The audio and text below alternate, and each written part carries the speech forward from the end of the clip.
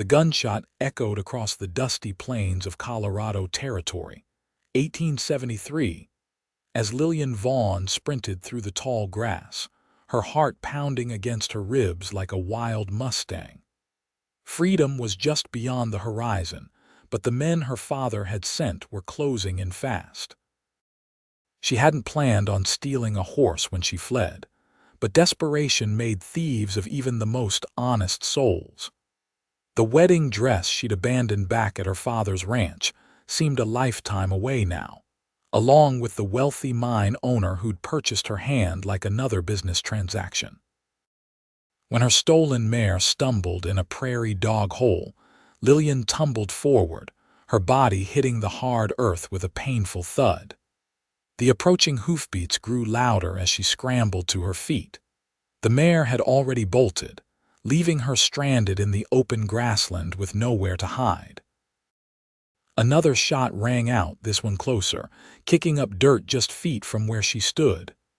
"That's far enough, Miss Vaughn," a gruff voice called out. "Your father's offering good money to bring you back." Lillian spun around, her copper hair whipping across her face as she stared down 3 riders approaching at a gallop. In that moment, a 4th rider appeared from a copse of trees to her right, moving like a shadow across the landscape. Unlike the others, this stranger rode directly toward her pursuers, not toward her. "Get down!" the newcomer shouted, his voice carrying across the wind. Lillian dropped to the ground as more gunfire erupted. When she dared to look up, 2 of her pursuers were retreating, and a 3rd lay motionless on the ground. The mysterious rider approached slowly, his face obscured by the setting sun behind him. All she could make out was his tall frame and the distinctive silhouette of a cowboy hat. "Madam," he said, tipping his hat as he dismounted, "seems you found yourself in quite a predicament." Lillian got to her feet, brushing dirt from her riding clothes. "I appreciate the assistance, but I didn't ask for your help." "No, you didn't," he replied, a hint of amusement in his voice. But those men didn't seem interested in asking permission either. As he stepped closer, Lillian could finally see his face, strong jawline covered in a few days' worth of stubble, eyes as blue as the mountain lakes, and a small scar running along his left cheekbone. "Keaton Jones," he said, extending a calloused hand. "And you are leaving," Lillian replied, ignoring his hand. "Thank you for your intervention, Mr. Jones, but I need to keep moving. Without a horse," he gestured to the open prairie. "Those men will be back with reinforcements." "Your father must want you returned quite badly." Lillian stiffened. "How do you know about my father?" Those men weren't exactly quiet about their business. Something about a runaway bride and a very displeased mine owner waiting at an altar. Keaton whistled, and his horse approached. "I'm heading to Willow Creek. You're welcome to ride with me, at least until you figure out your next move." Lillian eyed him suspiciously. "And what's to stop you from collecting the reward yourself?" "Madam, if I wanted money, I'd have let them take you and then robbed them on their way back to town." His smile revealed a slight dimple in his right cheek. Much easier than fighting 3 armed men. Despite her reservations, Lillian knew she had few options. The sun was setting, the temperature would drop soon, and being alone on the prairie at night was a death sentence of its own. "Fine," she conceded, "but just to Willow Creek, then we part ways. Whatever you say, Miss Vaughn, Lillian Vaughn." Keaton helped her onto his horse before mounting behind her. "Well, Miss Vaughn, it seems we've got ourselves a journey ahead." As they rode toward the setting sun, Lillian felt the strange comfort of this stranger's presence, a man who had risked his life for hers without knowing her name. What she didn't know then was how their paths would remain intertwined through the dangerous days ahead, and how this chance encounter would change everything she believed about her future. The ride to Willow Creek was mostly silent. Lillian sat rigidly in front of Keaton, trying to maintain as much distance as possible between her back and his chest, though the motion of the horse made this nearly impossible. Each time she inadvertently leaned against him, she quickly straightened, earning a soft chuckle from her rescuer. "You know," Keaton finally said as they crested a hill overlooking a small valley, "most folks I rescue are a bit more talkative. You make a habit of rescuing strangers, Mr. Jones. Not particularly, but when I see someone in need, I tend not to ride the other way." He adjusted his grip on the reins, his arm briefly brushing against her waist. "Mind telling me why a woman like you is running from her own wedding?" Lillian stared straight ahead. "A woman like me.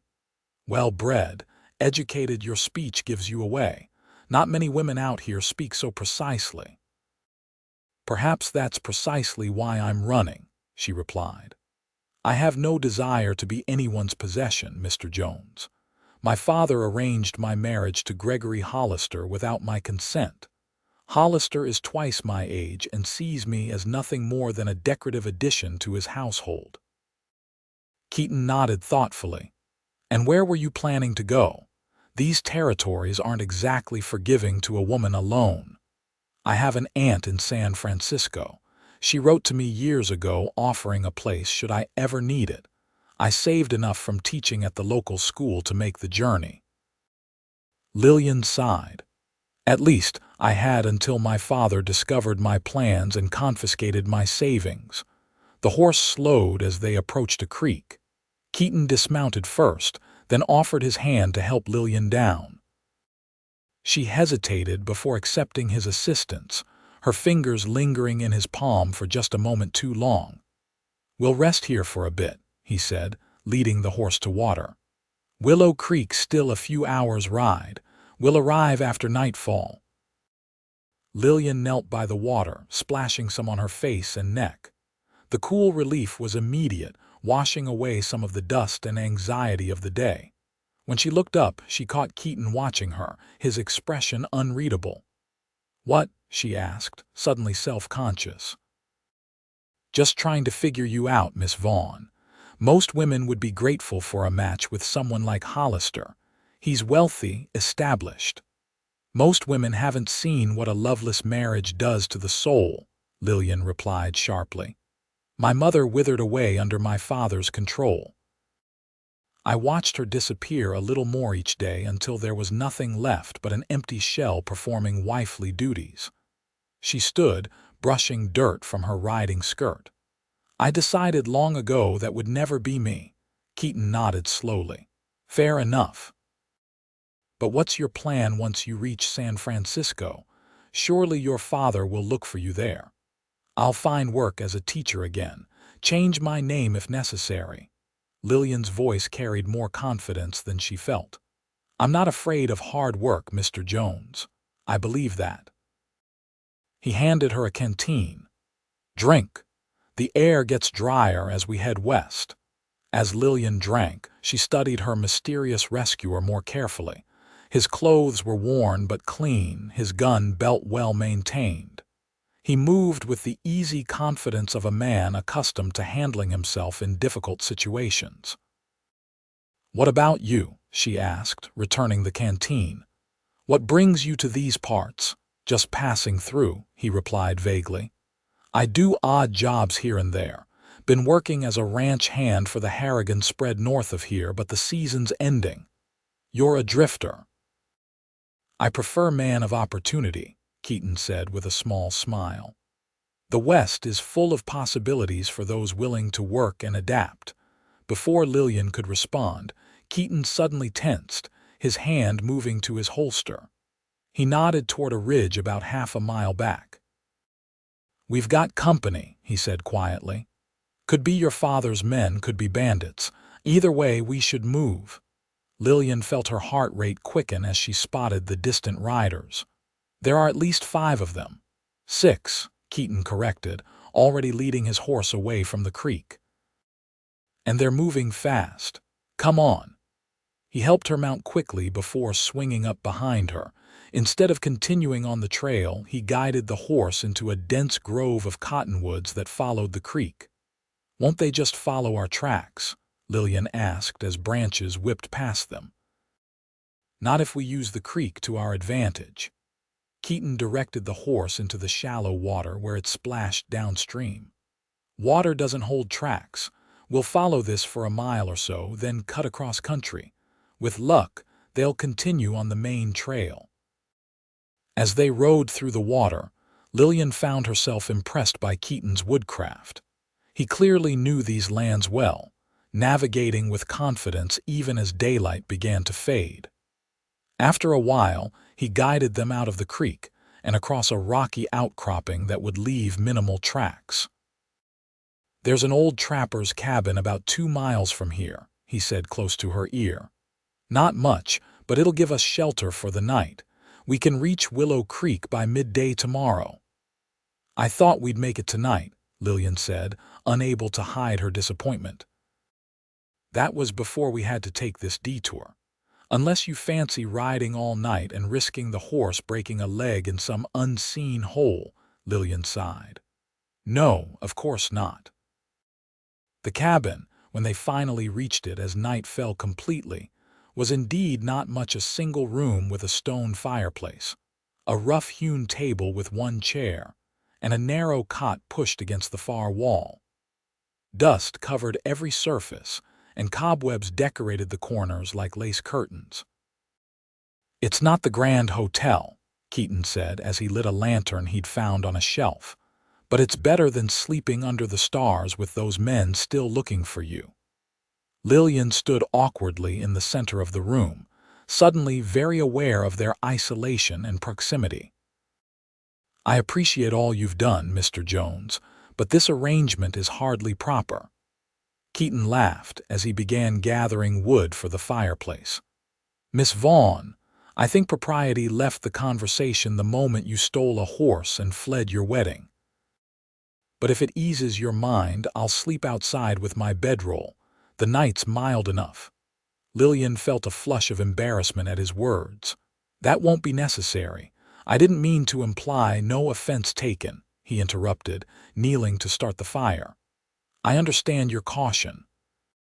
You've no reason to trust me." As the flames caught and began to spread warmth through the cabin, Lillian found herself studying Keaton's profile. There was something in the set of his jaw, the careful way he tended the fire, that spoke of a man with his own stories to tell. "Why did you help me?" she asked suddenly. "The truth, please." Keaton was silent for a long moment, still facing the fire. When he finally turned to her, his expression was solemn. "My sister," he said simply. "She was forced into a marriage much like the one you're running from. She didn't have the courage to flee." He stood, brushing his hands on his pants.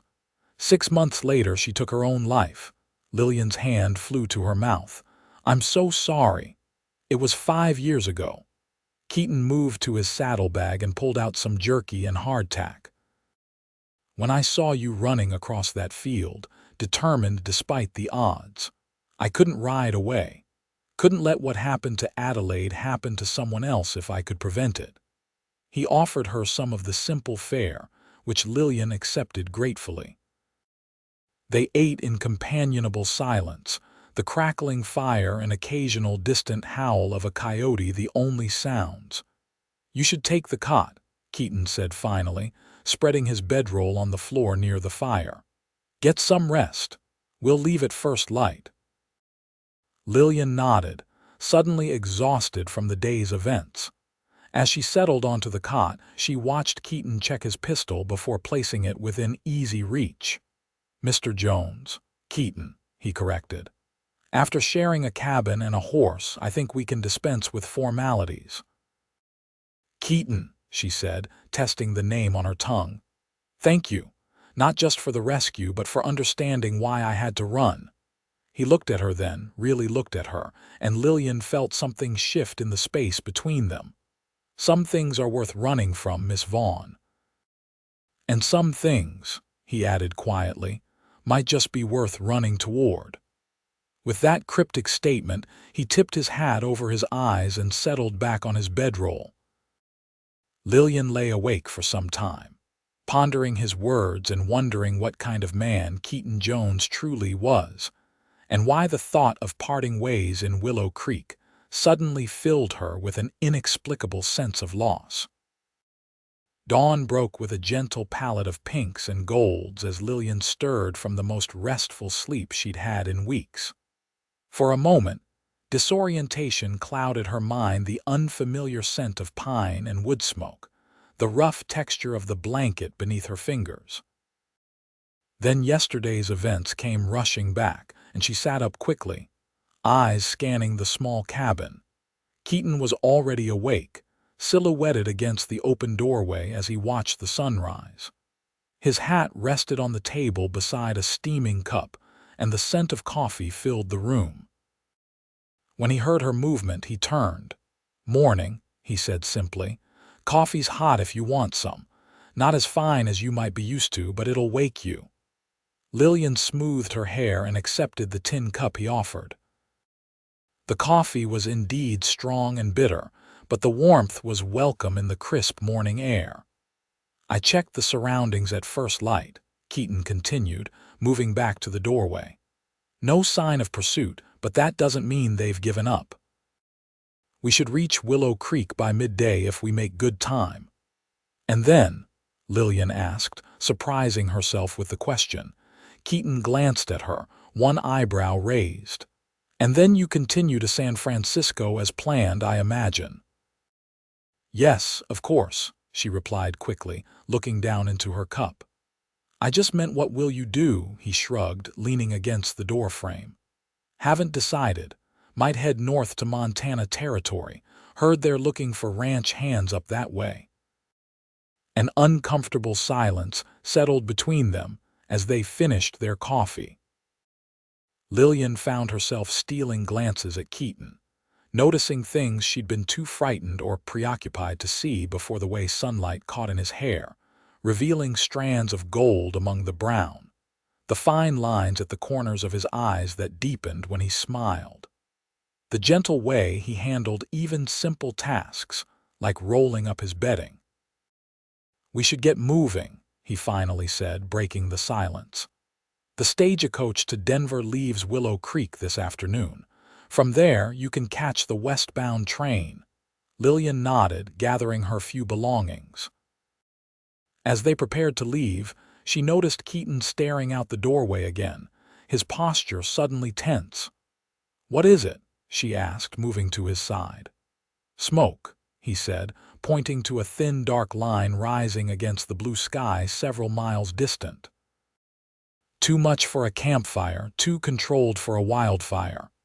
"Could it be a homestead?" "Could be," he agreed, but his tone suggested he thought otherwise. "Let's ride. Stay alert." They mounted quickly, Lillian once again seated in front of Keaton. As they rode toward Willow Creek, following a narrow game trail through rolling hills, Lillian found herself more aware than ever of his proximity, the steady rhythm of his breathing, the occasional brush of his chest against her back when the horse navigated uneven terrain. What had felt uncomfortable yesterday now seemed almost comforting. "Can I ask you something personal?" she ventured after they'd ridden in silence for nearly an hour. "Depends on the question," he replied, his voice rumbling near her ear. "You mentioned your sister, but what about the rest of your family? You have one somewhere." Keaton was quiet for so long that Lillian thought he might not answer. When he finally spoke, his voice was measured, as if carefully choosing each word. "My parents died in '59. Cholera took them both within days of each other. Adelaide and I went to live with our uncle in St. Louis after that. He wasn't a kind man." Keaton adjusted his grip on the reins. "When I turned 18, I headed west. Tried to convince Adelaide to come with me, but she was engaged by then. Said a difficult future with a known quantity was better than uncertainty with none. And after she died, I kept moving. Never stayed in one place long enough to put down roots. Seemed easier that way." Lillian considered his words. "Doesn't it get lonely?" "Sometimes," he admitted. But loneliness is preferable to watching someone you care about suffer and being powerless to stop it. His words resonated deeply with Lillian, echoing her own thoughts about her mother's slow decline. I understand that feeling all too well. They crested a hill, and Keaton suddenly pulled the horse to a stop. Below them, about a mile distant, the road to Willow Creek stretched like a pale ribbon through the landscape. On that road, a stagecoach lay on its side, one wheel spinning lazily in the air. Bodies were scattered on the ground around it, and several men on horseback were picking through luggage strewn across the dirt. "Bandits," Keaton said grimly, immediately guiding their horse behind the cover of a large boulder. "They've hit the morning stage." Lillian's heart pounded as she took in the scene. "Those poor people. Shouldn't we help?" "Anyone still alive down there won't be for long," Keaton replied, his voice hard. "There are at least 8 of them, and they don't leave witnesses. You know them?" Lillian asked, hearing something personal in his tone. Keaton's jaw tightened. "The Blackwater Gang. They've been terrorizing this territory for months. Army can't catch them, and local lawmen are either too scared or too bought to do anything." He studied the scene below, then glanced at the sun's position. "We'll have to detour around. Adds a few hours to our journey, but better than running into that lot." As they began to back away, a gust of wind carried the sound of a child's cry up the hill. Keaton froze, and Lillian felt him tense behind her. "There's a child down there," she whispered, horrified. Without hesitation, Keaton dismounted and helped Lillian down. "Stay here with the horse," he instructed, checking his pistol. "If I'm not back in 20 minutes, or if they start heading this way, ride east along this ridgeline until you hit a creek, then follow it north. You'll reach the McCready Ranch eventually. They're good people." "You can't be serious," Lillian protested. "There are too many of them." "I can't leave a child to those men," Keaton said firmly. "You know what they'll do." Lillian did know, and the thought made her ill. "Then I'm coming with you." "Absolutely not. I can shoot," she insisted. When he looked skeptical, she added, "My father believed every woman should know how to defend her home. It was the one useful thing he taught me." Keaton studied her for a long moment, then nodded reluctantly. "Stay behind me, do exactly as I say, and if things go wrong, you run. Don't look back, don't hesitate. Promise me." "I promise," Lillian said, though they both knew it might be a lie. Keaton reached into his saddlebag and pulled out a second, smaller pistol, checking it before handing it to her. 6 shots, make them count." They secured the horse and moved carefully down the hillside, using rocks and scrub brush for cover. As they got closer, the scene became clearer and more horrific. The stagecoach driver hung lifelessly from the overturned vehicle, and 2 passengers lay motionless in the dirt. The bandits were laughing as they rifled through trunks and bags. "There," Keaton whispered, pointing to a slight movement beneath the stagecoach. A small form was huddled in the shadow of the overturned vehicle, trying to remain invisible to the men. They crept closer, staying low. When they were about 50 yards away, Keaton motioned for Lillian to stay put behind a large rock. He pointed to 2 bandits who were slightly separated from the main group, then to himself, indicating his plan to take them out quietly. Lillian nodded, heart hammering as she watched Keaton slip away, moving with surprising stealth for a man his size. She kept her eyes on the child under the stagecoach, willing the little one to remain still and silent. Time seemed to stretch as she waited, her palms sweating around the grip of the pistol. Then suddenly, everything happened at once. A shout went up from one of the bandits. They'd spotted the child. At the same instant, 2 quick shots rang out and the 2 men Keaton had targeted dropped. The remaining bandits scattered for cover, guns drawn. Keaton appeared from behind an outcropping, firing with deadly accuracy. 2 more went down before the others realized what was happening. The child, Keaton shouted to Lillian. "Get the child." Without thinking, Lillian broke cover and ran toward the stagecoach as bullets kicked up dust around her. She slid the last few feet, reaching the shadows beneath the coach where a little girl of about 5 cowered, eyes wide with terror. "It's all right," Lillian said, extending her hand. "I'm here to help you." The child hesitated, then grabbed Lillian's hand. As Lillian pulled her out, a bullet splintered wood inches from her head. She turned to see a bandit taking aim for a second shot. Without hesitation, she raised her pistol and fired. The man jerked backward, clutching his shoulder, but remained standing. Before he could recover, another shot rang out and he collapsed.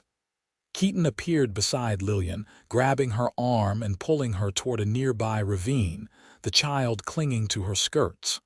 "Run," he commanded, firing behind them to cover their retreat. They scrambled down into the ravine as bullets whistled overhead. Keaton pushed them ahead of him, constantly turning to fire at their pursuers. When they reached a bend in the ravine, he pulled them into a narrow crevice in the rock wall. "Stay here," he whispered, checking how many bullets he had left. "I'll lead them away." "No," Lillian grabbed his arm. "We stay together." The little girl whimpered and Lillian pulled her close, stroking her hair. "What's your name, sweetheart?" she asked, trying to keep her voice calm. "Sarah," the child whispered. "Sarah Miller. Those men hurt my papa." Lillian exchanged a glance with Keaton, whose expression softened as he looked at the child. He knelt down to Sarah's level. "We're going to get you somewhere safe, Sarah," he promised. "But we need to be very quiet now." "Can you do that?" Sarah nodded solemnly, her small hand gripping Lillian's tightly. Keaton listened for a moment, then peered around the edge of their hiding place. "I think they've split up to search the ravine," he whispered. "We need to move before they find us. There's a series of caves about half a mile up this wash. If we can reach them, we can hold out until dark." With Sarah between them, they moved as quietly as possible up the ravine, freezing at every sound. Twice they had to hide as bandits passed nearby, and once Keaton silently dispatched a man who came too close, covering the child's eyes as he did so. By the time they reached the caves, the sun was high overhead, beating down mercilessly. They slipped into the cool darkness of the smallest cave, moving deep enough that they couldn't be seen from the entrance.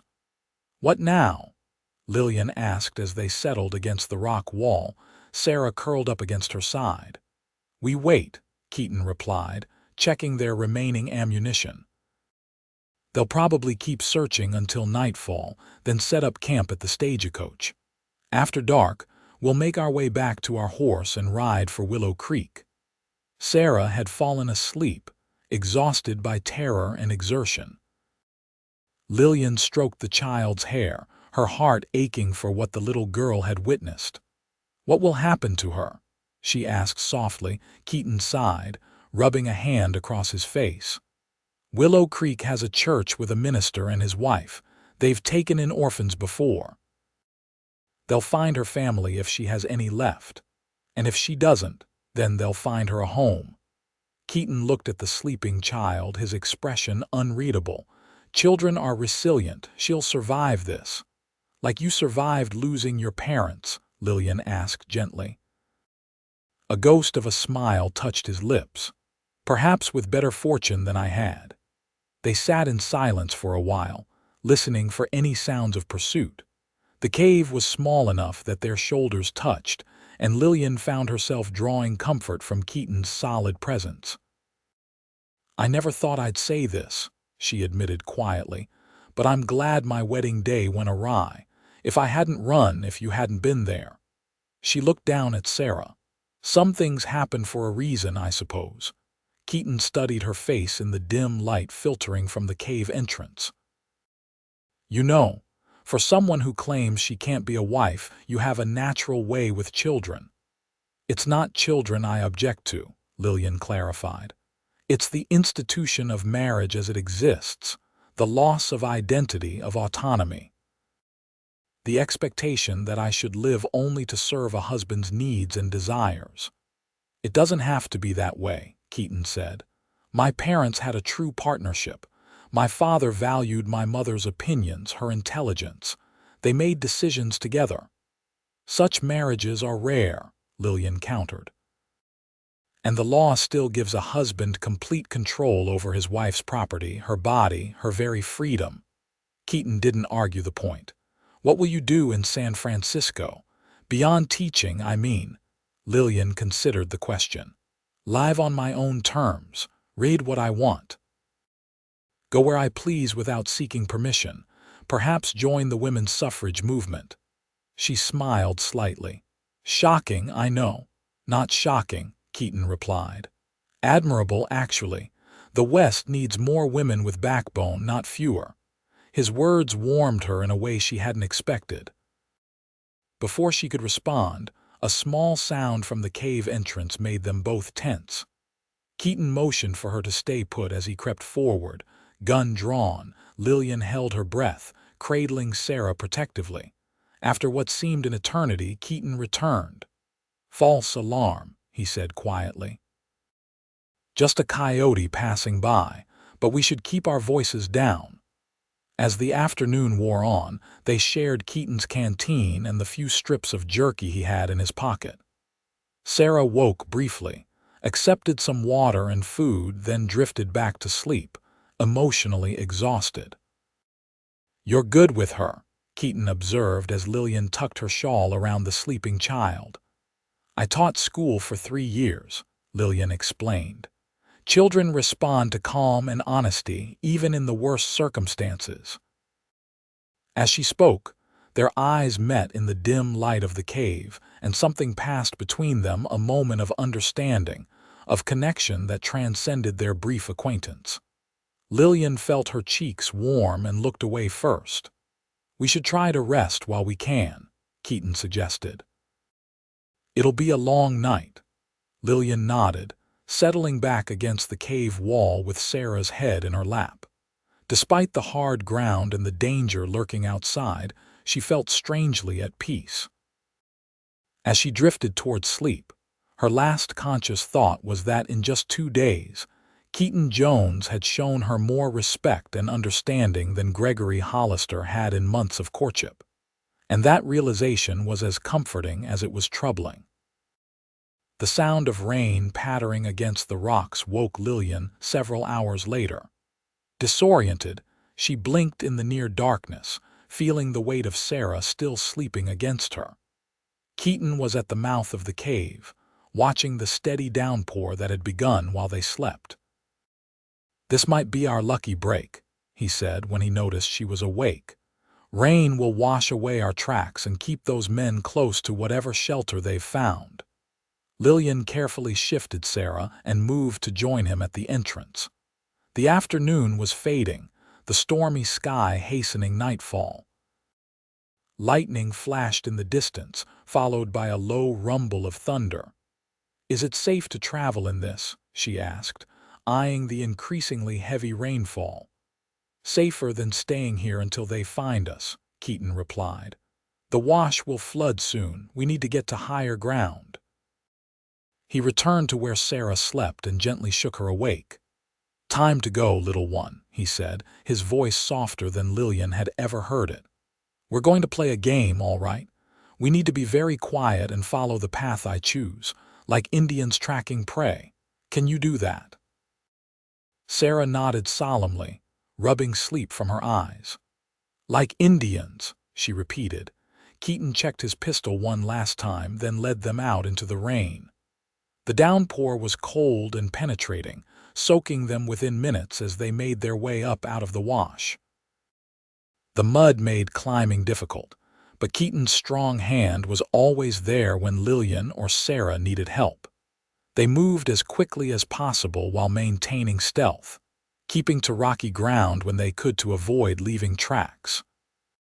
Sarah was remarkably stoic, never complaining despite the difficult conditions. When they finally reached the ridge where they'd left the horse, Lillian felt a surge of relief which quickly turned to dismay when they found the animal gone.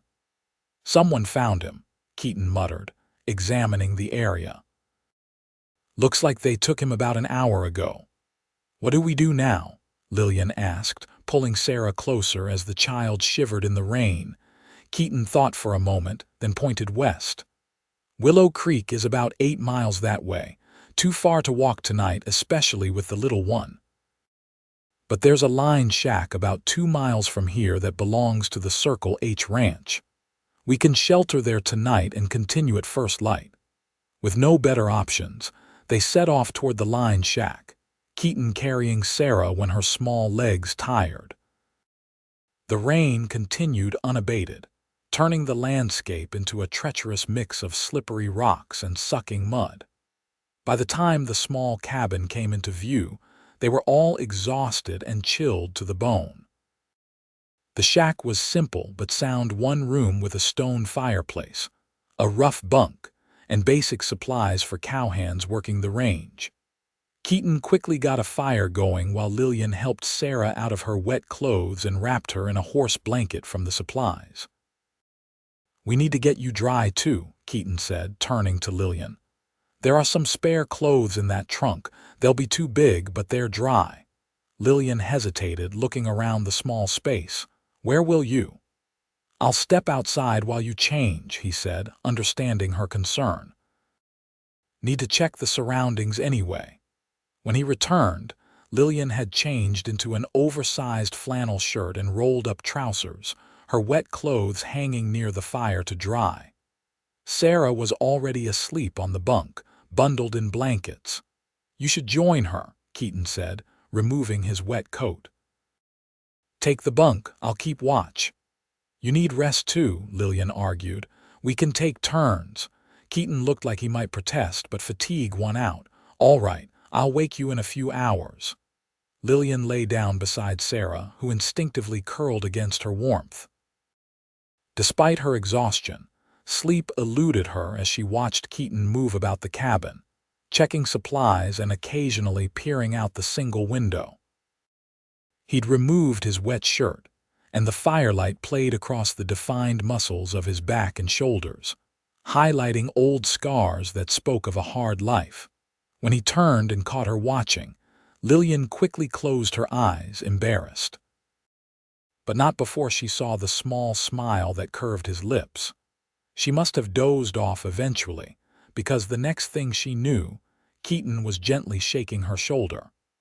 The fire had burned down to embers, and the rain had stopped, leaving only the occasional drip from the roof to break the silence. "Your turn," he whispered, careful not to wake Sarah. "I've laid out the pistol on the table. Anything approaches, wake me immediately."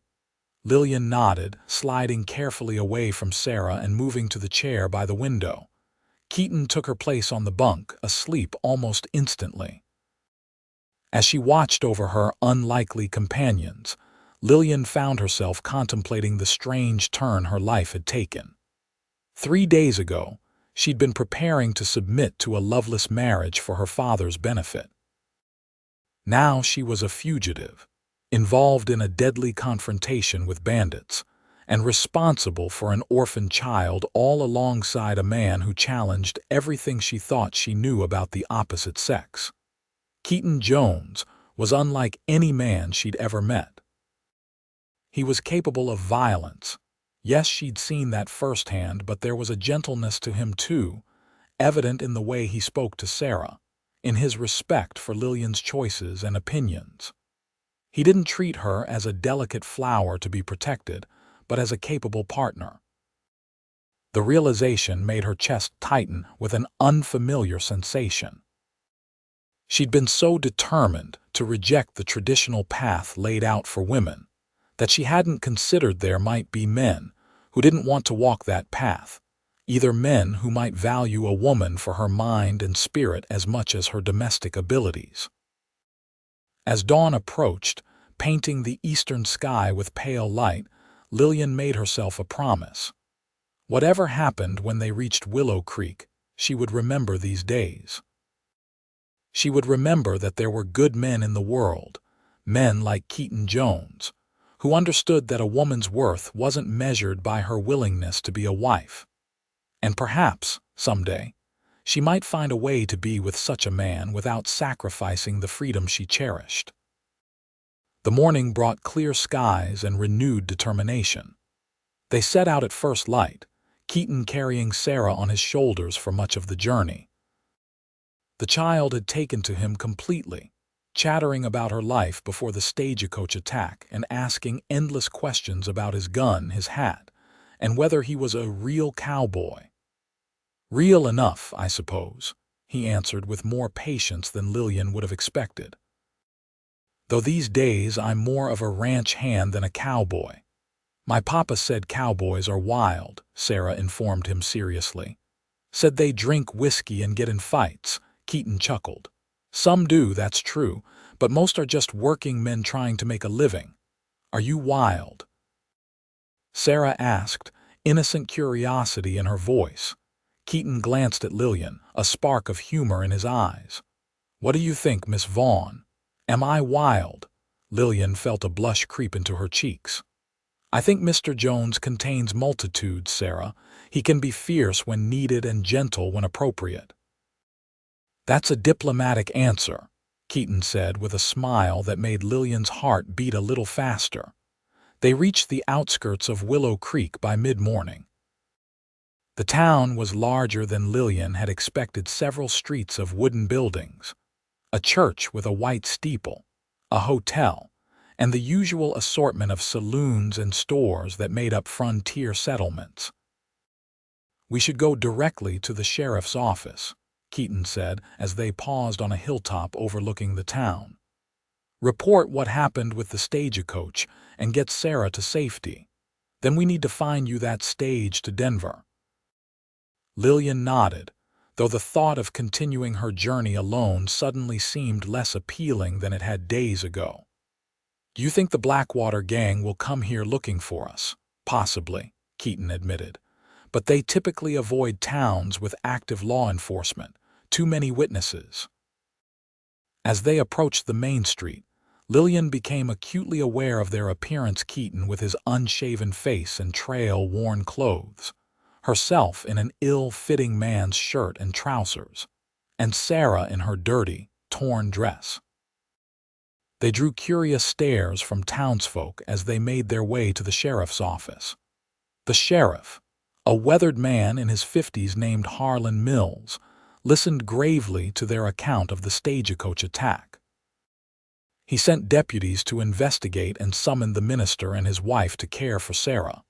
The child clung to Lillian when it came time to say goodbye. "Will you come visit me?" Sarah asked, tears welling in her blue eyes. Lillian knelt to embrace her. "I wish I could, sweetheart, but I have to continue my journey.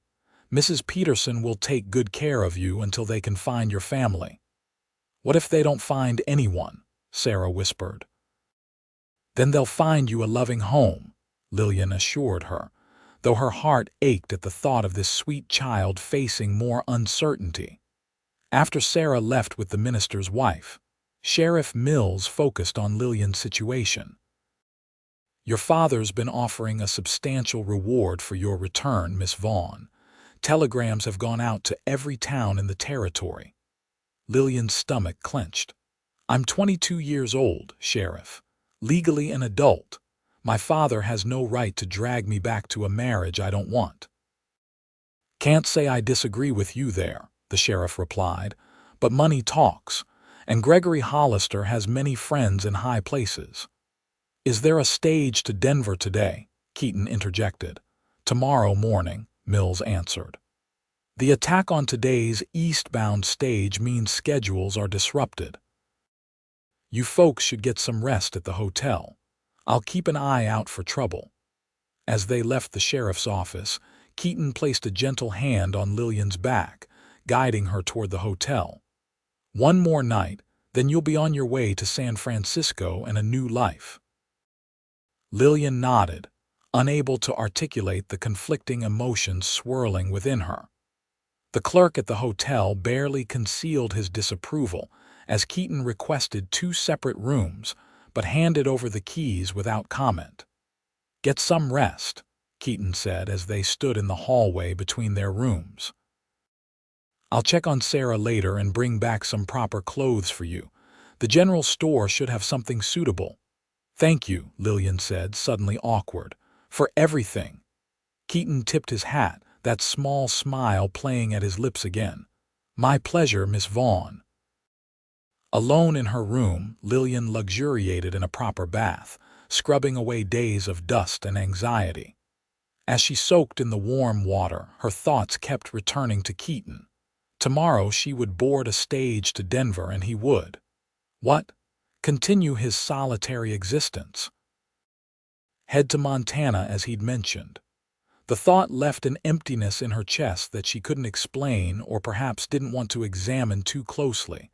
A knock at the door startled her from her reverie. Wrapping herself in a towel, she called out, "Who is it?" "It's me," Keaton's voice responded. "I've brought some clothes and news." Lillian secured the towel more firmly and cracked the door open. Keaton stood in the hallway, freshly shaven and wearing a clean shirt, a bundle of fabric in his arms. The transformation was striking. Without several days' worth of stubble and trail dust, he was even more handsome than she'd realized. He said, clearing his throat and holding out the bundle, his eyes carefully averted. "Thank you," Lillian replied, taking the clothes. "What news?" Keaton's expression grew serious. "Your father's men are in town. 3 of them arrived an hour ago, asking questions at the saloon. And there's a telegram from Hollister offering $500 for your return." Lillian's heart sank. "The stage doesn't leave until morning." "No, it doesn't," Keaton agreed. "But there's a freight wagon heading to Junction City tonight. The driver's a friend of Sheriff Mills. He's willing to take you as far as the junction where you can catch the train directly. You'll bypass Denver altogether." "Tonight?" Lillian asked, both relieved and strangely disappointed. "What time?" 9 o'clock. "We'll slip out the back of the hotel and meet him at the livery stable." Keaton hesitated. "I'll escort you to Junction City. Make sure you get on that train safely." Lillian felt a surge of gratitude and something more, something warm and unfamiliar that spread through her chest. "Thank you." Again. Keaton nodded, his blue eyes holding hers for a moment longer than necessary. "Get dressed and come down for some food. We've got a few hours and you'll need your strength for the journey." After he left, Lillian examined the clothes he'd brought: a simple but well-made blue dress, appropriate undergarments, and a warm shawl. How he'd known her size, she couldn't guess, but everything fit reasonably well. The thought of him selecting these items for her brought another blush to her cheeks. The hotel dining room was nearly empty when she descended the stairs. Keaton rose from a corner table as she approached, pulling out a chair for her with an innate courtesy that belied his rugged appearance. "You clean up well, Mr. Jones," Lillian remarked as they sat down. "As do you, Miss Vaughn," he replied, his eyes appreciative but respectful. "Though I must say, you looked rather fetching in those oversized trousers as well." Lillian laughed, surprising herself with the ease she felt in his presence. "I don't believe anyone has ever described me as fetching while dressed as a ranch hand." "Then they weren't paying proper attention," Keaton said simply.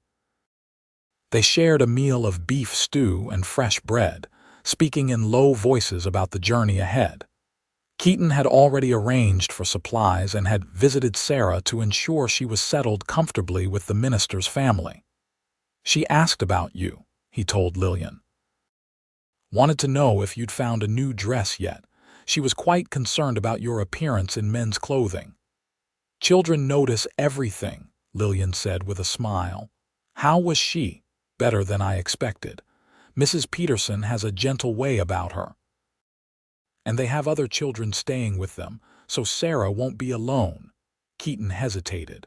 "Sheriff Mills sent telegrams to settlements along the stagecoach route. If Sarah has family, they'll find them." And if not, then the Petersons will ensure she finds a good home. Keaton reached across the table, briefly covering Lillian's hand with his own. She'll be all right. Children adapt. The simple gesture of his hand on hers sent warmth coursing through Lillian's arm. When he withdrew, she felt its absence keenly. As they finished their meal, Keaton glanced toward the entrance, his expression suddenly alert. "Don't turn around," he said quietly. "Two men just walked in. They match the description of your father's hired guns." Lillian froze, her fork halfway to her mouth. "What do we do?" "Finish your bite, then stand slowly and walk toward the kitchen as if you belong here. I'll create a distraction." Keaton's voice was calm, but his eyes were scanning the room, calculating. Lillian did as instructed, forcing herself to chew and swallow before rising casually from her chair. As she moved toward the swinging door that led to the kitchen, she heard raised voices behind her. Keaton confronting a waiter about something in his food, creating just enough commotion to draw all eyes in the room. She slipped through the door and found herself in a busy kitchen. A startled cook looked up from a large pot as she entered. "Excuse me," Lillian said with more confidence than she felt. "Mr. Jones asked me to check on the apple pie he ordered for dessert." The cook looked confused, but pointed to a row of pies cooling on a sideboard. Lillian made a show of examining them, then thanked him and moved toward a back door that, she hoped, led outside. It did. She emerged into an alley behind the hotel just as Keaton appeared around the corner, moving quickly.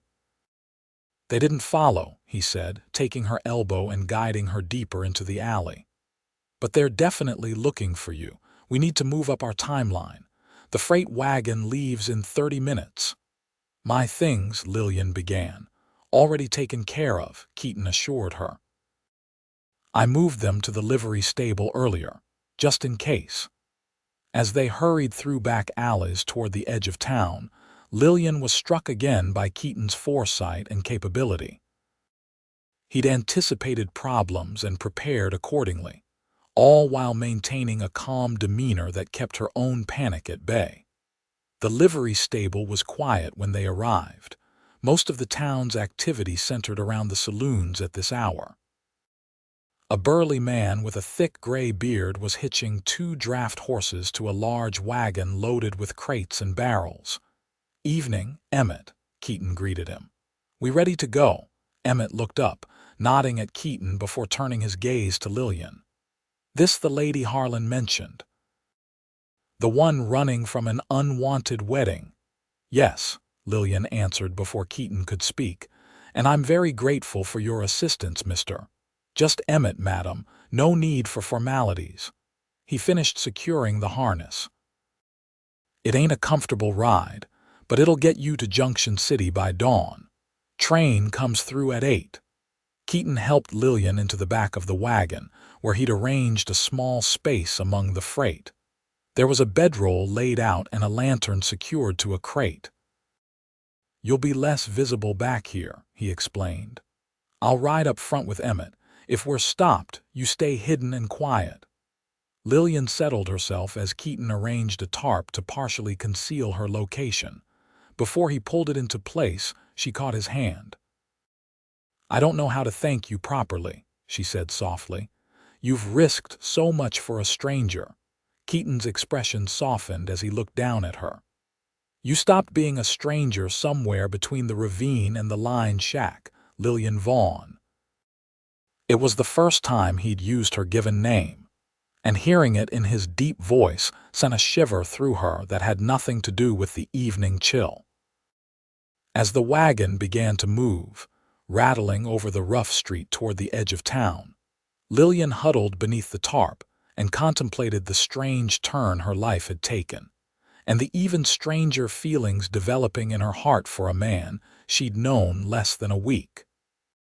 Junction City was little more than a dusty outpost centered around the railroad station. When the freight wagon pulled in just after dawn, Keaton helped Lillian down, both of them stiff from the long, bumpy journey. They thanked Emmett, who merely nodded before continuing on to deliver his goods. The train station was a simple wooden structure with a telegraph office attached.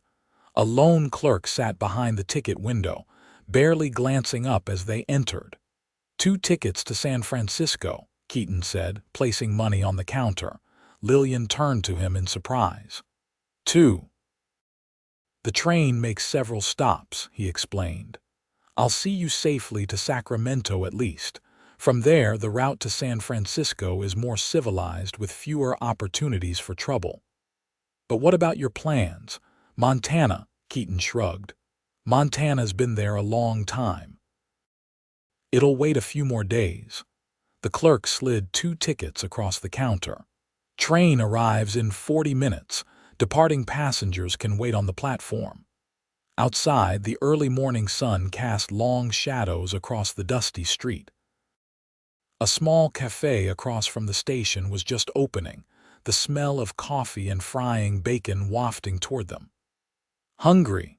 Keaton asked, nodding toward the cafe. Lillian nodded, suddenly aware of how little she'd eaten the night before. They found a table by the window, where they could watch for the train while enjoying a hot meal. As they waited for their food, Lillian studied Keaton across the table. In the clear morning light, she could see the fine lines at the corners of his eyes, testament to years spent in the sun. There was a small scar near his left eyebrow that she hadn't noticed before, and his hands, though clean, bore the calluses of hard work. "You're staring," he observed mildly. Lillian didn't look away. "I'm trying to understand you." "What's to understand? Why you're doing all this? Why you care what happens to me?" Keaton was quiet for a moment, turning his coffee cup slowly between his hands.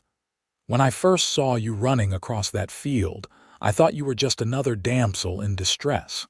The kind of woman who needs saving but never learns to save herself." He looked up, meeting her eyes. "I was wrong. You're stubborn, capable, and braver than most men I know. You didn't run from danger, you ran toward freedom, even knowing the risks. Then why help me at all if not to play the hero?" A small smile touched his lips. "Maybe I admire your spirit. Or maybe I just couldn't bear the thought of someone like Hollister extinguishing it." Their food arrived, momentarily interrupting the conversation. As they ate, Lillian considered his words. No man had ever spoken to her this way, as if her independence was something to be admired rather than corrected. "What will you do in San Francisco?" Keaton asked after a while. "Beyond finding your aunt, I mean." "Teach, if I can find a position," Lillian replied. "Perhaps write." "I've always had stories in my head." She hesitated. "What about you? Will you always drift from place to place?" "It's what I know," he said simply. "Never seemed much point in settling down without a reason." "And what would constitute a reason?" Keaton's eyes met hers, and something unspoken passed between them. Before he could answer, the distant whistle of the approaching train broke the moment. "That's our cue," he said, placing money on the table and rising. "Let's get your bags." The platform was beginning to fill with other passengers as they took their places. Lillian felt a strange sense of anticipation mixed with dread. In a few days, she would reach San Francisco and begin her new life, the independent existence she'd always wanted. Yet the thought brought less joy than she'd expected. As the train pulled into the station with a screech of brakes and billowing steam, Keaton placed a hand lightly on the small of her back. "Ready," Lillian nodded, though in truth, she wasn't sure what she was ready for anymore. Her carefully laid plans suddenly seemed hollow, lacking something essential that she couldn't quite name. They found seats in a passenger car that was only half full. As the train lurched into motion, Lillian watched the small town recede through the window, another place she would likely never see again. Her life had become a series of departures, each one taking her further from her past, but not necessarily closer to the future she envisioned. Keaton sat beside her, his tall frame somewhat cramped in the narrow seat. He seemed content with silence, giving her space with her thoughts. It was another thing she appreciated about him. He didn't feel the need to fill every moment with conversation.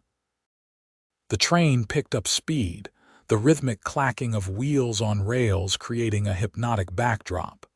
Plains gave way to rolling hills as they headed west, the landscape changing subtly with each mile. "Tell me about your aunt," Keaton said after a while. "The one in San Francisco." "Aunt Margaret," Lillian replied, grateful for the distraction. "My mother's sister. She left Missouri when I was 10 after her husband died. She wrote that she'd found work as a seamstress for a theater company. Her letters were full of excitement about the city, the freedom she found there." "When did you last hear from her?" Lillian hesitated. 3 years ago. Her letters stopped rather suddenly." "I wrote several times but received no reply," Keaton frowned. "And you're certain she's still there, still alive?" "No," Lillian admitted, "but her last known address is all I have."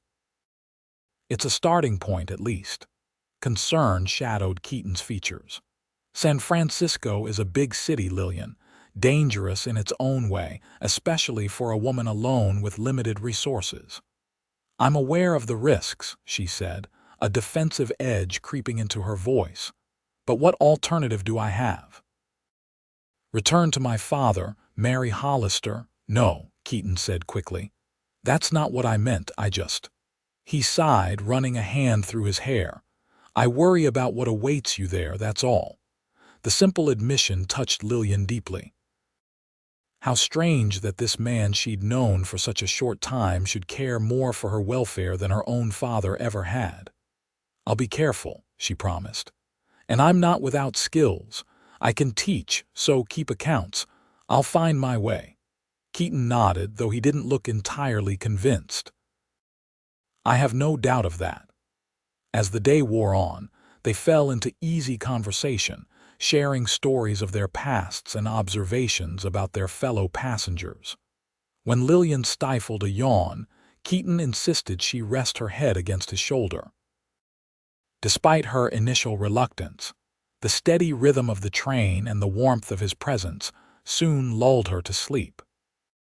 She dreamed of wide open spaces and a small cabin by a stream, of children's laughter, and a man with kind blue eyes who looked at her as if she were the most precious thing in the world.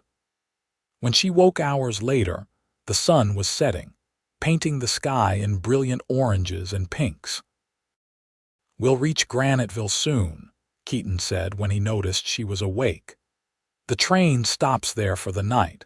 We can find rooms at the hotel and continue in the morning."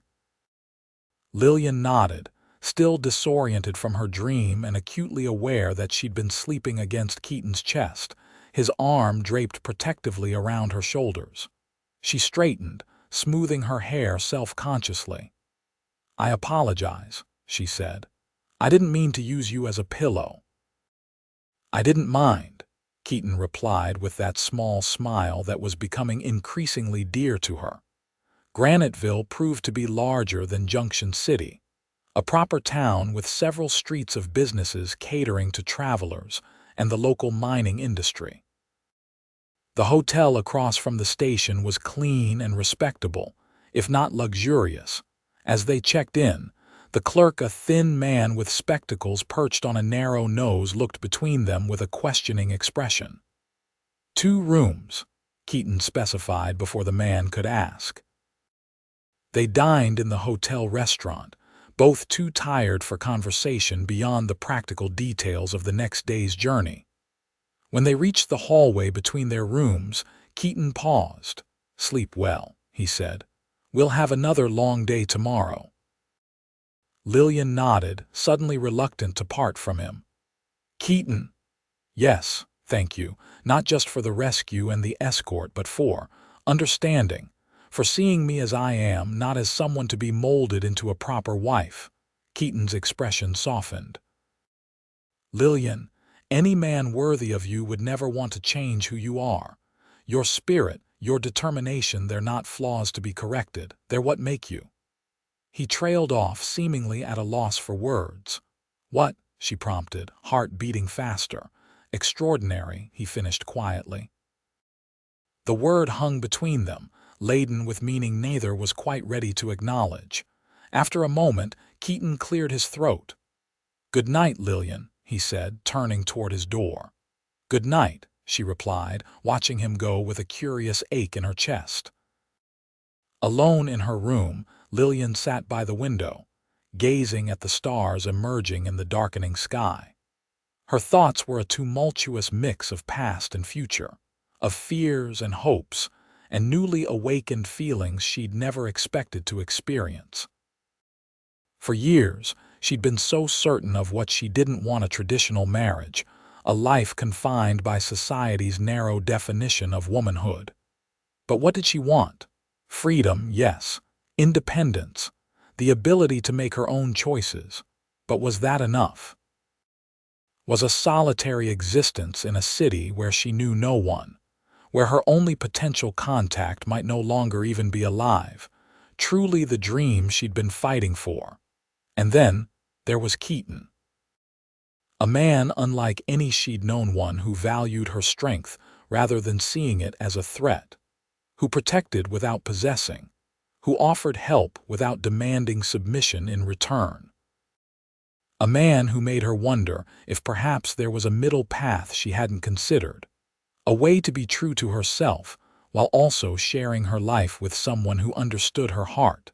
Sleep eluded her as these thoughts circled endlessly. When dawn finally broke, Lillian had reached no conclusions, but she dressed with particular care, suddenly conscious of her appearance in a way she hadn't been before. Keaton was already in the hotel lobby when she descended the stairs, his expression brightening visibly when he saw her. That simple reaction sent a warm flutter through her stomach. "Good morning," he greeted her. "Sleep well?" "Well enough," she lied. "And you?" "Just fine," he replied, though the shadows beneath his eyes suggested otherwise. They had a quick breakfast before returning to the station, where the train was being prepared for departure. As they settled into their seats, Lillian found herself hyper-aware of Keaton beside her, the clean scent of his shaving soap, the way his sleeve brushed against hers when he shifted position, the deep timbre of his voice as he commented on the scenery. The landscape changed dramatically as they continued west, the plains giving way to foothills and then mountains. Tunnels and trestles marked their passage through the Sierra Nevada, the train winding its way through spectacular vistas of pine forests and rocky cliffs. "It's beautiful," Lillian remarked as they emerged from a tunnel to a panoramic view of a mountain lake far below. "I've never seen anything like it." "The West has a way of making a person feel small," Keaton said, gazing out the window. "Reminds you that your troubles are just a tiny part of something much larger." "Is that why you've stayed?" "Because of the landscape," Keaton considered the question. "Partly. But it's more the freedom, I think. Out here a person can reinvent themselves." "Your past doesn't define you the way it does back east." "Yet you carry your past with you," Lillian observed. "Your sister. The things that happened to her." "Some things you never outrun," he acknowledged. "But you learn to live alongside them, to let them shape you without controlling you." His words resonated deeply with Lillian. Wasn't that what she was trying to do, escape her past without being forever defined by it? As the day wore on, the train began its descent from the mountains, entering the Sacramento Valley with its orchards and farmlands. They were drawing closer to their destination, and Lillian felt a growing anxiety that had little to do with her uncertain future in San Francisco, and everything to do with the man beside her. When the conductor announced they would reach Sacramento within the hour, Keaton turned to her with an uncharacteristically serious expression. "Lillian, before we arrive, there's something I need to say." Her heart quickened. "Yes." Keaton hesitated, choosing his words carefully. "These past days have been unexpected. I set out to help a stranger in trouble, but somewhere along the way you became much more than that to me."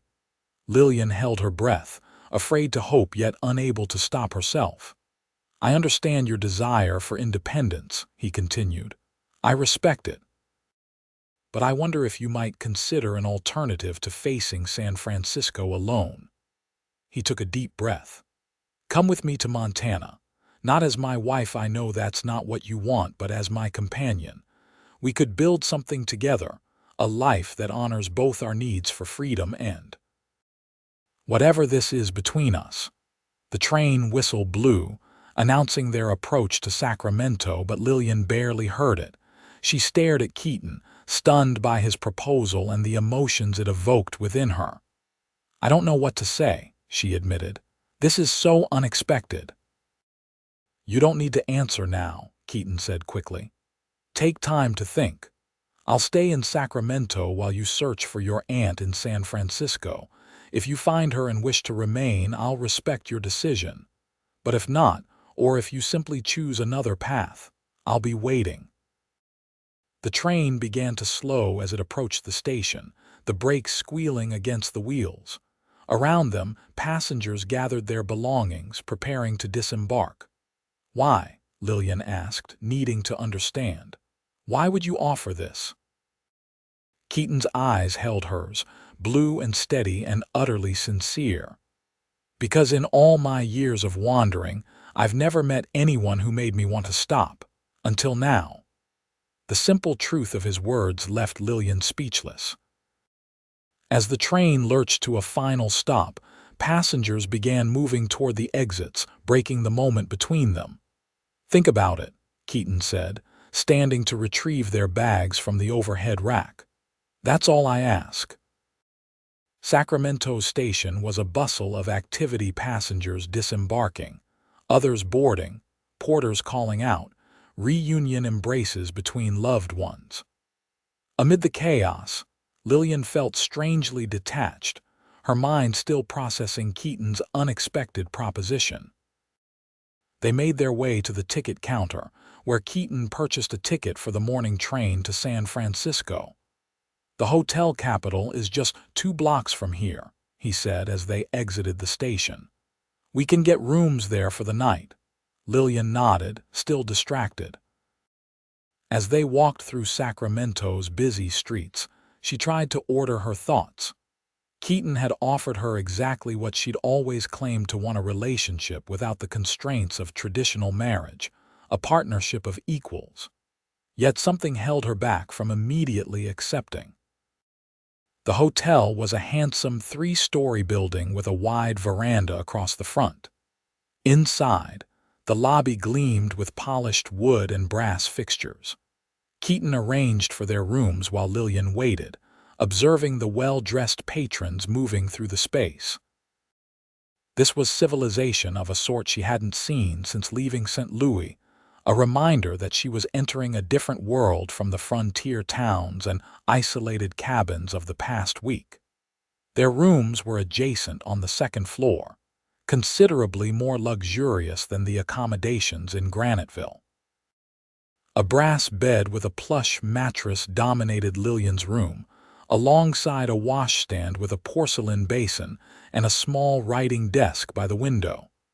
"We should eat," Keaton suggested after they'd had time to freshen up. "The hotel dining room is supposed to be excellent." Over dinner, they discussed practical matters: the train schedule to San Francisco, Lillian's plans for locating her aunt, where Keaton would stay in Sacramento. Neither mentioned his proposal, though it hung between them like an unacknowledged presence at the table. After the meal, they walked out onto the hotel's veranda to enjoy the mild evening air. The street before them was lit with gas lamps, casting pools of golden light at regular intervals. Carriages rolled past, their wheels making a pleasant rumbling sound against the cobblestones. "It's hard to believe this is the same territory as Willow Creek," Lillian remarked. "They seem worlds apart." "The West is full of contrasts," Keaton agreed. "Civilization and wilderness existing side by side, sometimes within miles of each other. They stood in comfortable silence for a while, watching the street life. When Lillian shivered slightly in the evening breeze, Keaton instinctively placed his coat around her shoulders. The gesture was simple but intimate, his hands lingering briefly at her collar. "Keaton," Lillian began, gathering her courage. "About what you said on the train, you don't need to respond yet," he interrupted gently. "I meant what I said about taking time. I know, but I want to explain something." Lillian turned to face him fully. "All my life, I've defined myself by what I didn't want my father's control. A conventional marriage, the life my mother led. I never really stopped to consider what I did want, beyond some vague notion of independence." Keaton listened attentively, his expression encouraging her to continue. "These past days with you have shown me something I didn't expect, that there might be a way to have both independence and connection." She chose the word carefully. "But I'm afraid, Keaton. Afraid that what feels right in this moment of danger and excitement might not last once life becomes ordinary again." "There's nothing ordinary about you, Lillian Vaughn," Keaton said softly. "And I don't think there would be anything ordinary about a life shared with you, whether you called yourself my wife or simply my partner." His words warmed her, but the doubt remained. "I need to find my aunt first," she said. "I need to know if she's safe, if she's built the life she described in her letters. And I need to be certain of my own mind before I make any decisions that affect both our futures." Keaton nodded, understanding in his eyes. "That seems wise." Without conscious thought, Lillian reached up and placed her palm against his cheek. Keaton remained perfectly still, though she felt a slight tremor pass through him at her touch. "Thank you," she whispered, "for everything, for seeing possibilities I couldn't see." Slowly, giving her every opportunity to pull away, Keaton leaned down until his lips were just inches from hers. "May I?" he asked, his voice barely audible. In answer, Lillian closed the distance between them, pressing her lips to his in a kiss that was gentle at first, then increasingly urgent as years of denied emotion found release. His arms encircled her waist, drawing her closer, while her hands moved to his shoulders, feeling the solid strength beneath his shirt. When they finally separated, both slightly breathless, Keaton rested his forehead against hers. "I'll wait for your answer," he promised, "however long it takes." The morning came too quickly. Lillian dressed with care in the blue dress Keaton had purchased for her in Willow Creek, pinning her hair in a simple but elegant style that reflected the more sophisticated environment of the city. When she joined Keaton for breakfast, his appreciative glance made her cheeks warm. "You look beautiful," he said simply. The train to San Francisco was scheduled to depart at 9 o'clock. They walked to the station together, their conversation light but underlaid with the weight of impending separation. On the platform, surrounded by other travelers, they faced each other awkwardly. "I've written down where I'll be staying," Keaton said, handing her a folded piece of paper. "The Hamilton House on J Street. I'll wait 1 week if I don't hear from you by then." He left the sentence unfinished. "I'll send word, whatever I decide," Lillian promised, tucking the paper into her reticule. The train whistle blew, announcing the final boarding call. Impulsively, Lillian stepped forward and embraced Keaton, inhaling his now familiar scent one last time. "Be safe," he murmured against her hair. "You too," she replied, reluctantly pulling away. With a final glance, Lillian boarded the train, finding a window seat that allowed her to see Keaton still standing on the platform. As the train lurched into motion, she raised her hand in farewell, watching his figure grow smaller until the track curved and he disappeared from view. The journey to San Francisco took several hours. during which Lillian alternated between anxiety about what awaited her and thoughts of Keaton's proposal. By the time the train pulled into the bustling station, she had reached no firm conclusions, only a determination to find her aunt before making any decisions. San Francisco was overwhelming after the relative quiet of the territories she'd traveled through. The city sprawled across hills overlooking the bay, a maze of streets filled with carriages, wagons, and people of every description. The air smelled of salt and fish and coal smoke, punctuated occasionally by the mournful cry of foghorns from the harbor. Lillian took a hired cab to the address she had for her aunt, a modest boarding house in a neighborhood that had clearly seen better days. The landlady, a harried-looking woman with graying hair escaping from a severe bun, answered her knock. "Margaret Vaughn." The woman repeated when Lillian inquired. "Yes, she lived here some years back. Left about 2 years ago, owing a month's rent." Lillian's heart sank. "Do you know where she went?" The landlady shrugged. "Heard she got work at one of the theaters on Market Street. That's all I know." With this meager information, Lillian began a systematic search of the theaters in the area. By nightfall, she was exhausted, discouraged, and no closer to finding her aunt. She took a room at a respectable women's boarding house, collapsing onto the narrow bed with a sense of increasing unease about her situation. The next 3 days followed a similar pattern, searching theaters, costume shops, and seamstress establishments, asking about Margaret Vaughn, meeting blank stares or vague recollections that led nowhere.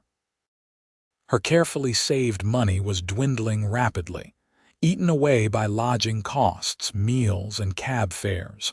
On the 4th day, she finally had a breakthrough. A costume mistress at the Golden Gate Theater remembered Margaret. Talented with a needle she was, the woman recalled. Worked here for almost a year before she married that merchant and moved to Oakland. "Married," Lillian repeated, surprised. "Do you remember his name? Harrison, I think. Or Harris. Something with an H. He owned an import business, had a house in Oakland." This new information led Lillian across the bay to Oakland, where she spent another day inquiring at businesses about a merchant named Harrison or Harris. By evening, she was ready to admit defeat when the proprietor of a small bookshop mentioned that a George Harrison had indeed owned an import business on Webster Street, but had sold it and moved to Portland following his wife's death the previous winter. "His wife died?" Lillian asked, her voice barely a whisper. "Influenza," the bookshop owner confirmed. "Swept through Oakland last December. Took quite a few, including Mrs. Harrison. George was devastated, sold everything, and headed north within a month." Lillian thanked the man and stepped back onto the street, her mind reeling. Aunt Margaret was gone. The tenuous connection she'd been counting on, the safety net she'd imagined, had vanished as completely as morning fog under a strong sun. She returned to San Francisco in a daze, her thoughts scattered. In her room at the boarding house, she sat by the window, watching the city lights flicker to life as darkness fell. The piece of paper with Keaton's address felt heavy in her reticule, a tangible reminder of the choice before her. With Margaret gone, Lillian had 2 options: stay in San Francisco and try to build a life alone, or return to Sacramento and accept Keaton's offer of partnership. The first path held the independence she'd always claimed to want, but also isolation and uncertainty. The second offered connection and support, but required trust in a relationship unlike any she'd witnessed growing up. As she considered her choices, Lillian realized something fundamental had shifted within her.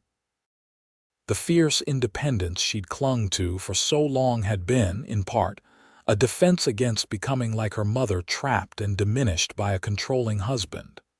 But Keaton wasn't her father. He demonstrated time and again that he valued her strength, her opinions, her autonomy. And there was more. In the quiet hours of the night, Lillian finally admitted to herself what she'd been avoiding acknowledging. She'd fallen in love with Keaton Jones. Not the desperate, clinging love of romance novels, but something steadier and deeper, a recognition of a kindred spirit, a person who saw her clearly and valued what he saw. The realization brought both clarity and peace. In the morning, she would return to Sacramento and give Keaton her answer. But first, she needed to write a letter, one that had been forming in her mind throughout her search for her aunt. At the small desk in her room, Lillian dipped a pen in ink and began to write. "Dear Father, by the time you receive this letter, I will be beyond your reach or influence. I want you to know that I harbor no hatred toward you, only sadness for the relationship we might have had if you had seen me as a person rather than a possession to be managed. I will not be returning, nor will I be marrying Gregory Hollister. Instead, I am choosing a different path, one that honors both my independence and my heart. Please do not attempt to find me. Any funds you might spend on such efforts would be better directed towards Sarah Miller, a child orphaned in a stagecoach attack who is now in the care of Reverend Peterson in Willow Creek. She deserves a chance at happiness that my mother never had in your household. I forgive you, Father, and I hope someday you might understand that a woman's worth lies not in her obedience but in her spirit. Your daughter, Lillian." She sealed the letter, addressing it to her father's ranch. Tomorrow she would post it before boarding the train to Sacramento, her final act of separation from her old life. As dawn broke over San Francisco, Lillian gathered her few belongings and checked out of the boarding house. At the post office, she mailed her letter, feeling a weight lift from her shoulders as she watched it disappear into the mailbag. The train ride back to Sacramento seemed both interminable and 2 brief hours of anticipation and nervous energy as she rehearsed what she would say to Keaton, followed by a sudden arrival that left her momentarily disoriented. The Hamilton house was a modest establishment on a quiet street, neither luxurious nor shabby. Lillian's heart pounded as she approached the front desk, asking for Keaton Jones. "Room 214, the clerk informed her after consulting his register. "Second floor, end of the hall." Lillian climbed the stairs slowly, gathering her courage. At room 214 she hesitated, then knocked firmly. Long seconds passed with no response. She knocked again, louder this time. Still nothing. "He went out about an hour ago, miss," a voice said behind her. Lillian turned to see a maid with an armload of linens. Said he was heading to the train station to check schedules. "Thank you," Lillian replied, disappointment and relief mingling strangely in her chest. She would have to wait for his return. Rather than linger in the hallway, she decided to wait in the small parlor off the hotel lobby. As she descended the stairs, the front door opened, and Keaton walked in, his tall figure immediately recognizable even from behind. Lillian froze on the stairs, suddenly uncertain. What if he'd changed his mind? What if the connection she'd felt had been merely a product of danger and proximity? As if sensing her presence, Keaton turned, his eyes widening when he saw her. For a breathless moment, they simply stared at each other across the lobby.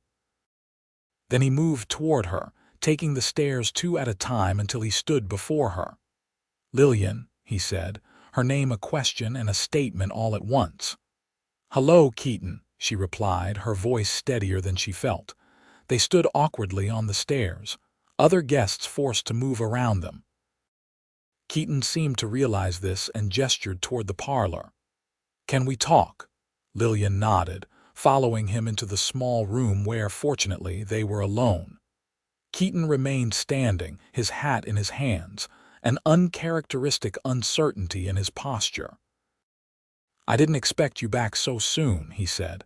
"Did you find your aunt?" "She died last winter," Lillian replied simply. "Influenza." "I'm sorry," Keaton said, genuine sympathy in his voice. "That must have been difficult news." Lillian nodded, then gathered her courage. "It was. But it also clarified things for me, made me realize what truly matters." Keaton watched her intently, hope and caution warring in his expression. "And what is that connection?" Lillian said, taking a step toward him.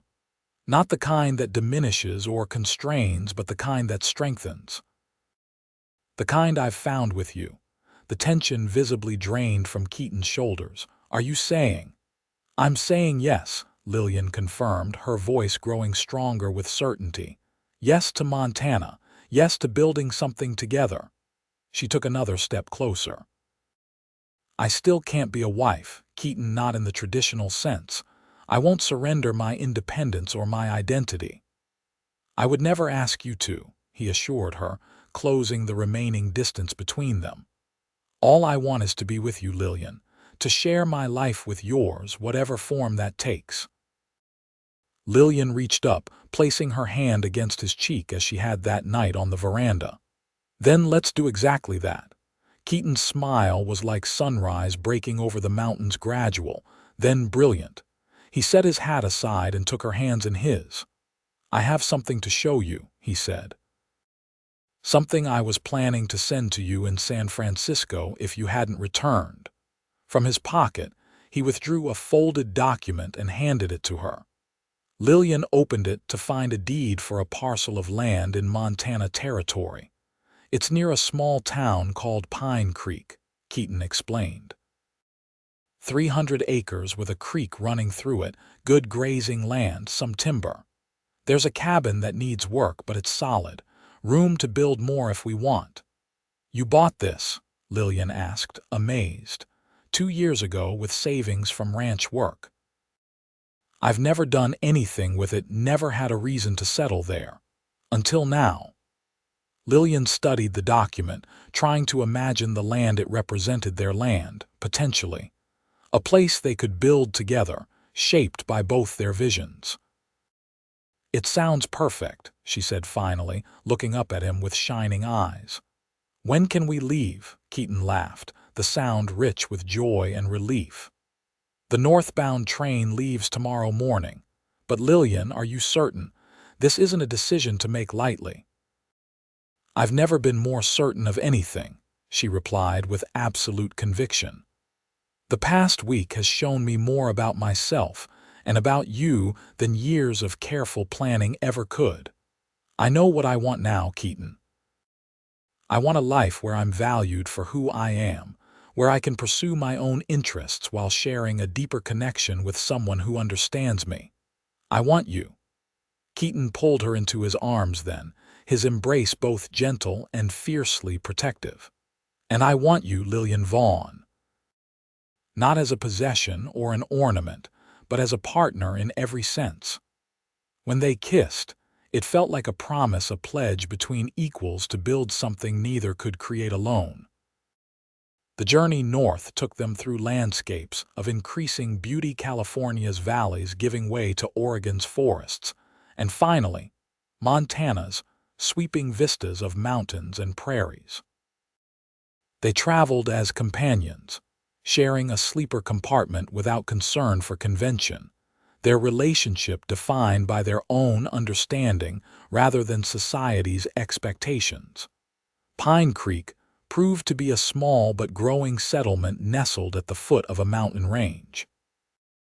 The local mercantile, saloon, and smithy formed the center of town, with scattered homesteads extending into the surrounding countryside. They were greeted with curious but friendly interest by the townsfolk, who were accustomed to newcomers seeking fresh starts in the territory. When they finally reached their land after a half-day's ride from town, Lillian caught her breath at the sight. The cabin sat on a gentle rise overlooking a valley where a creek wound through meadows dotted with wildflowers. Behind it, pine forests climbed the mountainside, dark green against the blue sky. "It's beautiful," she whispered as Keaton helped her down from the wagon they'd purchased in town. "More than I imagined." "It needs work," Keaton cautioned, though she could see he was pleased by her reaction. The cabin's been empty for years. Inside, the cabin was indeed rough, a single large room with a stone fireplace, its wooden floors dusty and its windows clouded with grime. But Lillian could see the potential immediately. The structure was sound, the location perfect, the space adequate for their initial needs. "We can add rooms as we need them," Keaton said, watching her examine the space. "Maybe a proper bedroom, a study for your writing." "And a wider porch," Lillian added, already envisioning improvements. "Facing the valley, with chairs where we can watch the sunset."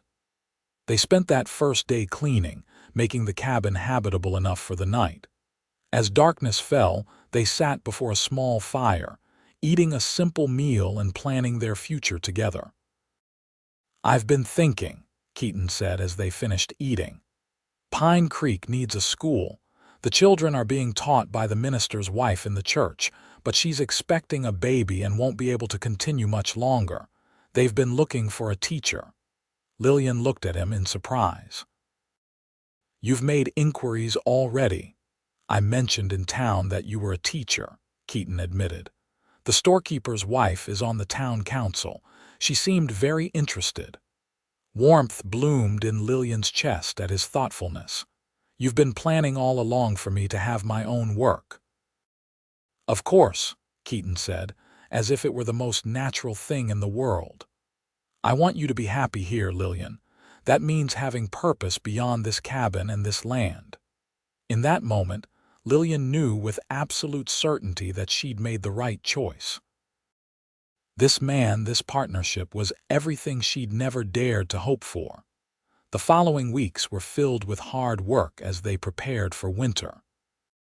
Keaton repaired the cabin's roof and added proper glass to the windows while Lillian planted a late kitchen garden and preserved the wild berries that grew abundantly nearby.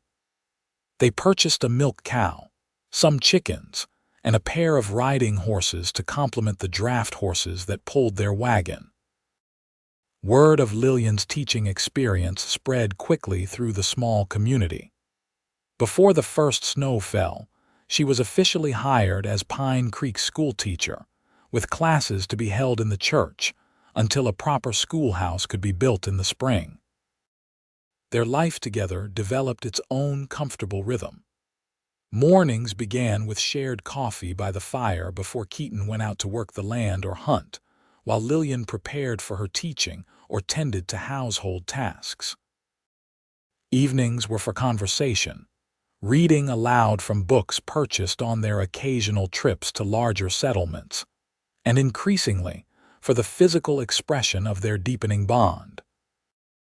Their first winter together brought challenges: heavy snows that isolated them for days, a brief illness that left Keaton feverish and Lillian anxiously tending to him, the constant work required to keep warm and fed in the Montana cold. But it also brought a profound intimacy, a knowledge of each other that went beyond the physical to something deeper and more enduring. Spring arrived with a riot of wildflowers and the promise of new beginnings. The town gathered for a raising of the schoolhouse, men from miles around coming together to build the simple structure while women prepared a feast to feed the workers. Keaton worked alongside them, his quiet competence earning the respect of their neighbors. As Lillian watched him that day, laughing with the other men as they raised the schoolhouse walls, she felt a swell of emotion so powerful it nearly overwhelmed her. This was love, not the fragile, romanticized version she'd been taught to expect, but something sturdy and practical and infinitely precious. That evening, as they sat on the porch they'd built together, watching the sunset paint the valley in gold and crimson, Lillian turned to Keaton with a question that had been forming in her mind for weeks. "What would you think about children?" she asked. "Not immediately, but someday." Keaton's expression softened as he considered her question. "I'd like that," he said simply, "very much, but only if you're certain it's what you want." "I am," Lillian replied. I've been thinking about it since Sarah. About having a family of our own, children we could raise to think for themselves, to value both independence and connection. Keaton took her hand, his calloused fingers gentle against her skin. We would raise them together as equals, boys who respect women, girls who know their own worth.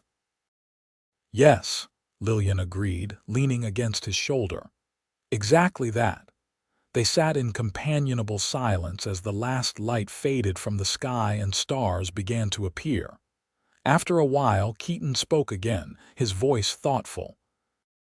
You know, if we had children, it might be simpler legally if we were married, for inheritance, if nothing else. He turned to face her fully. But I want you to know that I'm not asking for anything to change between us. No matter what legal arrangement we might make, you would always be my equal partner, never my possession. Lillian considered his words carefully. The idea of marriage no longer filled her with the dread it once had. Perhaps because now she understood it could be defined by the people within it, not by society's rigid expectations.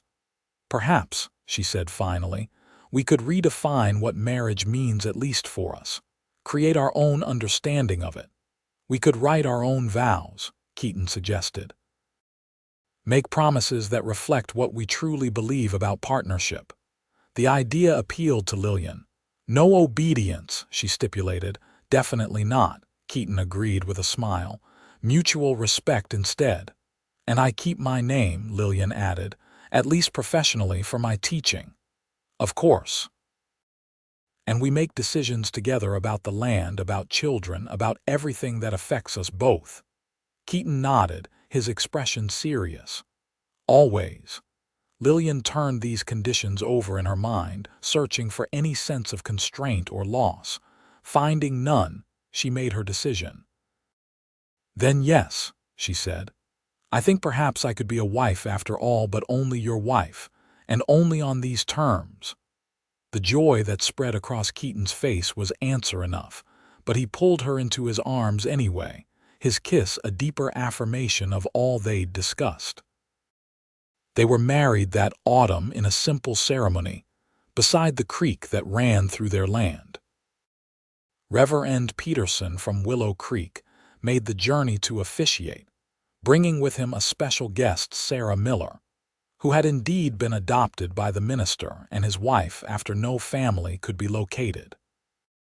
The 8-year-old served as Lillian's attendant, carrying a bouquet of late wildflowers and beaming with pride at her important role.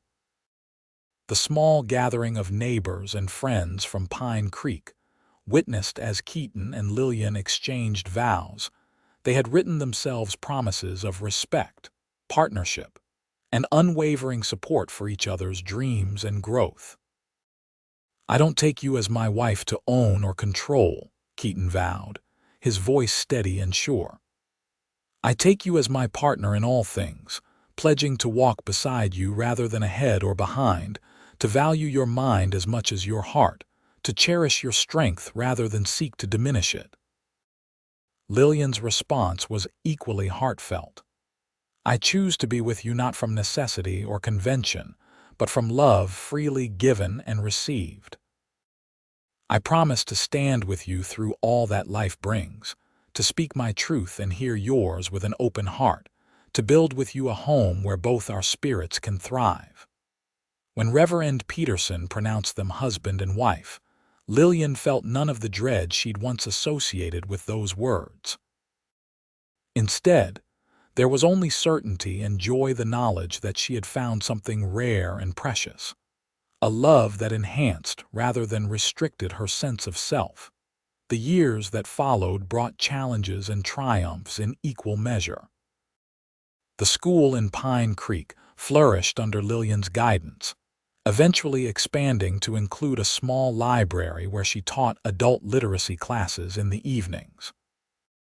Keaton's careful management of their land resulted in a successful small ranch operation, with a reputation for quality that spread throughout the territory. Their family grew with the birth of a daughter, Adelaide Margaret, followed 2 years later by a son they named Thomas.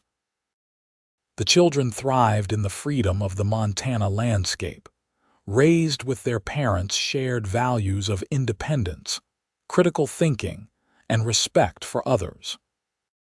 Lillian continued teaching even after the children were born, with Keaton taking equal responsibility for their care, an arrangement that raised eyebrows among some of the more traditional families in the area, but gradually earned respect as others observed their successful partnership. On their 10th anniversary, they sat together on the expanded porch of what was now a comfortable home of several rooms, watching their children play in the meadow below. Adelaide's copper hair, so like her mother's, caught the evening light as she showed her younger brother how to make a whistle from a blade of grass. "You ever regret it?" Keaton asked quietly. "Not going to San Francisco, not having a completely independent life?" Lillian considered the question seriously, as she did all matters between them. "No," she said finally, "because I've never lost my independence. I've simply chosen to share it with you and the children." She took his hand, the gesture as natural as breathing after a decade together. "What about you? Do you ever miss the freedom of drifting from place to place?" Keaton shook his head, his gaze moving from their children to her face. "Not once. Every day I wake up grateful that you ran from that wedding, that I happened to be riding by when you needed help." He smiled, the lines at the corners of his eyes deepening. "That you couldn't be a wife in the traditional sense, but were willing to just be with me instead." "The best decision I ever made," Lillian agreed, leaning against his shoulder as they had countless times over the years. As they watched the sunset paint the sky in familiar glory, Lillian reflected on the journey that had brought them here, from a desperate flight across Colorado territory to this peaceful moment on a Montana porch.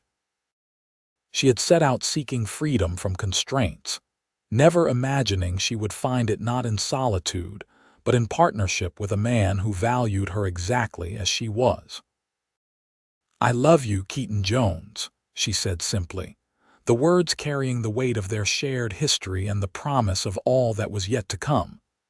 "And I love you, Lillian Vaughn Jones," he replied, his arm tightening around her shoulders. "Today and always." In the meadow below, their children's laughter rose like music on the evening breeze, the sweetest affirmation of a love that had redefined what it meant to be husband and wife, partner and friend. Two independent spirits choosing each day to build a life together.